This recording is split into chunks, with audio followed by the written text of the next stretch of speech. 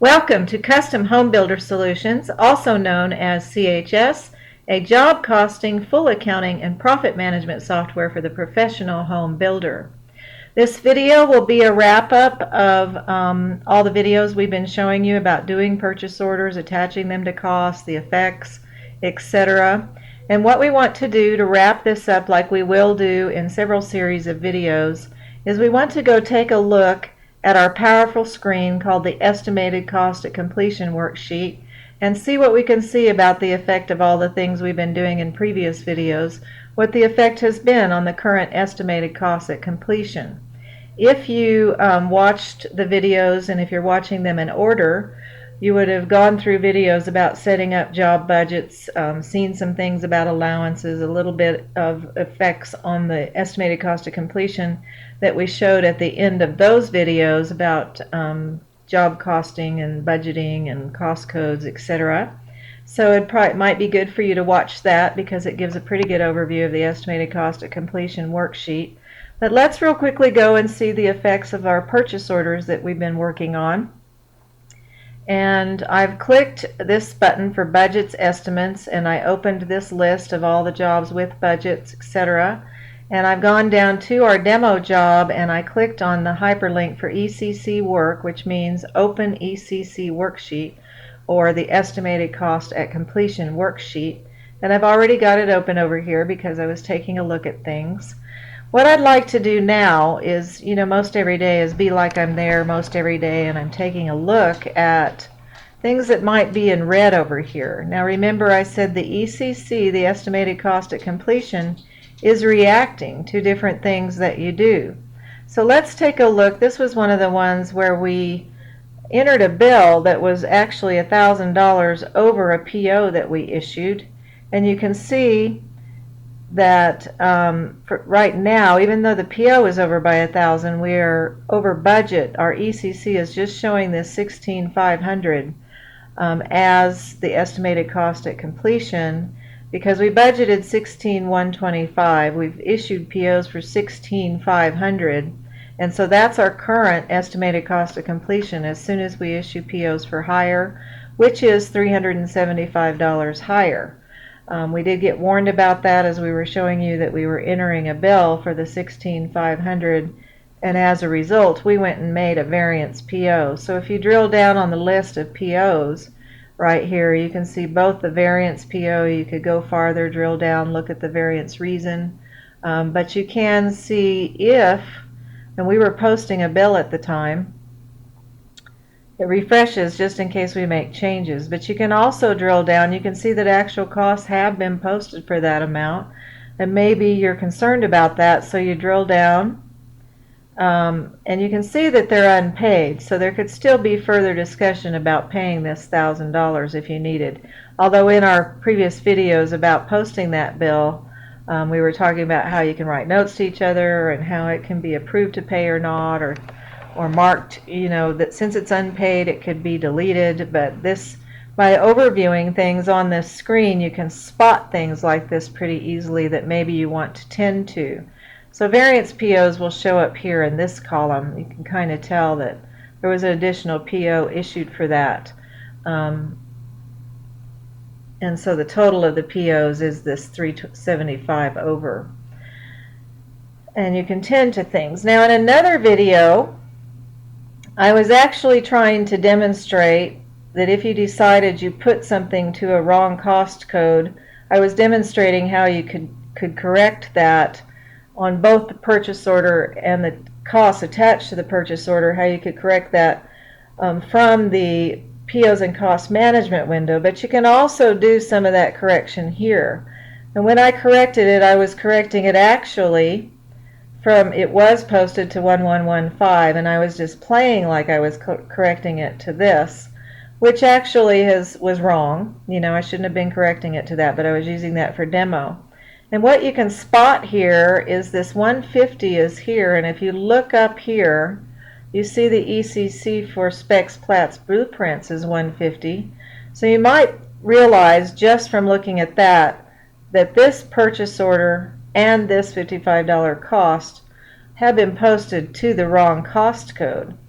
So in order to change the cost codes on an actual cost that's been attached to a PO, I'm going to drill down to the actual cost, and I can see that $55.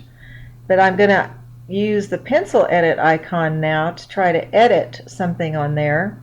And what I know is that I need to unattach this from the PO, because I'm going to go change the PO cost code, and I can't change it while a cost is attached. So right now it's unattached, and I'll save that, and I just need to remember that. And I'll close this. Well, and actually at the same time I was over there, I should have changed the cost code, but I'm going to be coming back to it to attach the PO. So now let's drill down to the POs, and let's get this PO amount. Let's open up the purchase order, and since you can see the costs are no longer attached to it because they're on two separate lines there, the PO and the cost now. So since there are no costs attached, this will allow me to change this cost code like we did in an earlier one, and we needed that to be this 1115, I believe. And let's change that cost code. Hopefully I'm right on that. And it doesn't show that one anymore because it was only looking for ones with the 1129 cost code. So what we can see is the effect now on the estimated cost of completion. You can see that the PO has now moved up and is in line with the budget of what we budgeted, and here's the PO. But we still have this straggling $55 that we actually know we need to get up there. So let's go ahead and click the pencil edit icon for that cost again, and we'll click the edit. And first of all, we need to change this to the 1115, the cost code, and it will let us because there's no PO attached. And then since we changed that and we do a drop down for the PO, we can see any POs issued for that cost code, and we'll go ahead and attach that PO to the costs. And it won't have any more in the thing here because it's no longer the same cost code this was searching for.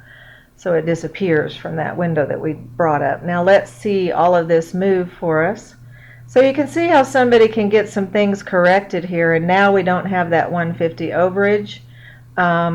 We could spot it, and we could go ahead and say that was to the wrong cost code, so we fixed that one up. Let's see if there's any other effects from things we've been doing. Occasionally I just ran out and did a whole bunch of budgeted POs. Some of them I purposely made higher. Other ones I purposely made lower. And then I check marked to use the lower POs as the ECC. See how this was budgeted for this amount, and we issued a PO for lower because of something, that we got a bid that was lower than our budget. And I went ahead and check marked and said, which means use this lower PO amount for my estimated cost of completion, so you can see how it's showing under. This was one I just purposely did at a higher amount, etc. I think maybe you can get the idea of studying this and figuring out what might be going on, how you can drill down to costs and see what's making up that, or get drilled down to your POs and see what's happening with that. I was thinking, let me find the one where we didn't pay them $200. Here it is. If you'll remember, in any of our previous videos, we had a PO for $2,500 issued to ABC Foundation, but because they were slow, and we have notes about that, and you can see that if you go ahead and drill down to the PO amount and open the purchase order window, you can look at approval info and notes about that, which would explain to you that that's really true. You're not going to pay them this $200.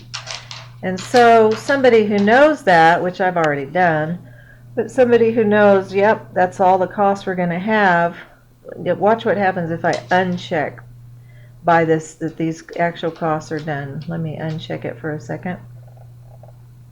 Notice that now our ECC is still sitting at that $2,500 because it's the highest over the actual costs, and if you drill down on the ECC, it explains how it's doing that. But if I check mark that there are going to be no more actual costs because I know it's done. Then my ECC becomes 2,300 because I told it to, and now I'm under budget by 200. I can refresh my totals. They'll go away so that we don't take so much time recalculating the whole worksheet until you tell it to refresh if you make some changes. So you can continue to study on these various things. I think that would give you an idea of how useful this estimated cost at completion window is to kind of take a look at every day, even before you post costs. Your purchase orders will be impacting. See, this doesn't have any actual costs yet, but I issued purchase orders for higher than what I budgeted. So I'm seeing in red, even before my costs happen, that that's probably going to be over. So it's a good thing to review and spot and take a look at for your ongoing current jobs. Somebody should be studying these things probably most every day or every other day. The other thing you can spot is if the data entry person, like I did on that one, perhaps put a wrong cost code and you need to get the cost code changed. You can do that pretty quickly from this window. Thank you for watching, and we will be continuing on to videos about change orders.